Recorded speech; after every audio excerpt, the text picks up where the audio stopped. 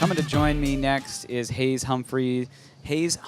Excuse me. He is the COO of Devil's Backbone. Get on up here, Hayes. Speaking of beer, I brought you some Look beers. at that. I got a fresh... Oh, Gold Leaf. Yeah, I buddy. don't get the Vienna? Here you go. I'd like the Vienna. You get anything you want. Oh, thank you. You haven't taken a sip of this, have you? No. Oh, okay. I'm gonna take your word on that one. It's not part of our quality program. So many of you guys know Devil's Backbone for selling to Anheuser-Busch, and one of the first large breweries, or larger breweries, I should say, that scaled really rapidly and ended up partnering with Anheuser-Busch. Talk to me a little bit about how that integration has gone. I hope people know us for more than that, but yeah, it's gone well. I think it's always a challenge trying to get two companies to work together, especially two companies that come from the scale is so different, right? Yeah. So I think everybody thinks that there's this blueprint when you sign on with Anheuser-Busch. You just go into kind of this program, and that's not the case. They're coming up with individual blueprints for each partner and figuring out what's important to us and how do they amplify that, and what are the parts that we want to coordinate more with them on, and what are the parts that we want to really keep in house. And so for us, that's kind of been the case the last 14 months is sort of figuring out what the guardrails are in terms of what is Devil's Backbone 100% and what are some parts that we want help on. And so we're in a really good place now, and have been, but it's always tough to get two companies to work together. So it's taken a lot of time and effort this year to do that. For sure. As someone who comes from the entrepreneurial side, what's it like being an intrapreneur now within a large organization? Yeah, I mean, that's an interesting way to put it. I think there's sort of two things that I would say to that. The first is that we started from scratch, and there's a lot, we've learned pretty much everything we know about the beer industry along the way. And so it's nice to be working with an organization that, has some expertise and has some ability to show us some of the obvious things that we weren't doing and help us understand how to be, a better player in the market. But I think your terminology is exactly right. We do have this group of craft breweries that are all existing in this ecosystem that AB has created within the high end, and we are all still, it's up to us to innovate both in terms of beer but also in terms of business and ideas, and bring those things to the table and figure out within that ecosystem how to get things done. And so there's definitely a healthy level of competition amongst all the high-end brewers. Yeah, one of the high-end brewers in that group is just down the road from here. Yeah, I was there yesterday. Golden Road. What would you say are sort of the key differences between the way that Devil's Backbone interacts with the larger Anheuser-Busch entity and the way that a Golden Road interacts? Because you did say that each brewery is a little bit unique in the way that they go to market and the types of products that they create, and the lessons that they take from the larger organization. How are give me an example of how Golden Road and Devil's Backbone differ. Yeah, I mean, I think there's a wide enough gap between us and all the other craft brewers, and amongst all the craft brewers, that I don't have a great, I certainly can't speak to kind of how Golden Road's doing their internal work and strategy and planning, but I think, a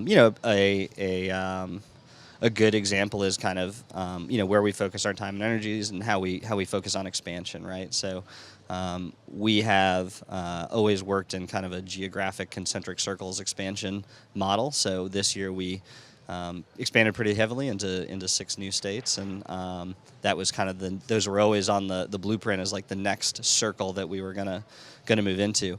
Golden Road's taken a different sort of chain-based approach to expansion, and they're having a ton of success with that. And so I think that's a great example of how it's not really dictated. It's how do you guys feel comfortable? How do you want to invest your time and efforts to grow your brand? And we've chosen a different path than they have in that regard, but we're both doing well. Yeah.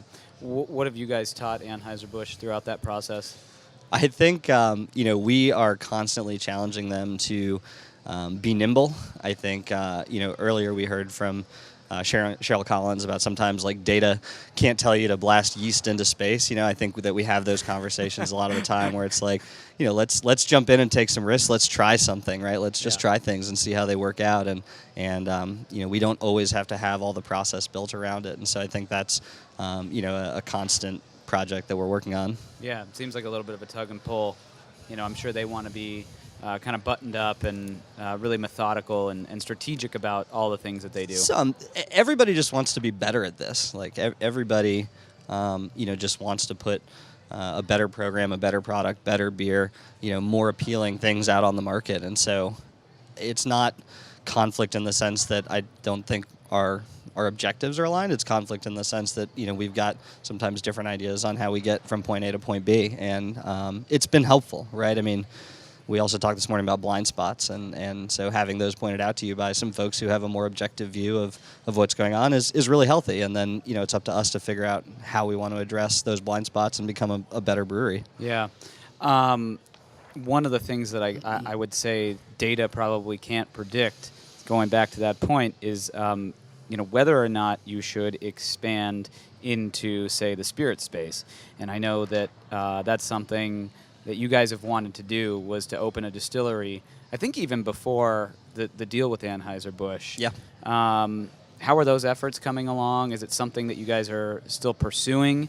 And if so, how far along are you? We are pretty far along in that regard. We have a physical distillery built, and stills are being installed now. And so, that's something that we do think we have a lot of interest in terms of, where do spirits and beer interact, and how do we bring a kind of craft beer innovation philosophy to spirits? And we really see it as kind of a continuation of the brewing philosophy and sort of the idea of experimentation, and either trying to do things that people haven't done before, or take the things that people have done and really do them as well as you possibly can. So, that's a side of the business that's totally new to us. We don't know a lot about it, and so it is going to be a massive experiment here going into 2018. Yeah, sort of feet to the fire, it sounds like. Yeah, absolutely. I mean, that's the way we started Devil's Backbone, right? We just kind of jumped in and we figured out what was working and what wasn't working, and we're going to do that with the distillery as well. Yeah. So 10 Barrel, another high-end brand for AB, they're also looking into distilling. Does this mean that Anheuser-Busch is in the spirits business now? I don't presume to speak for Anheuser-Busch. I mean, we have a distillery. You're a smart company man there, Hayes.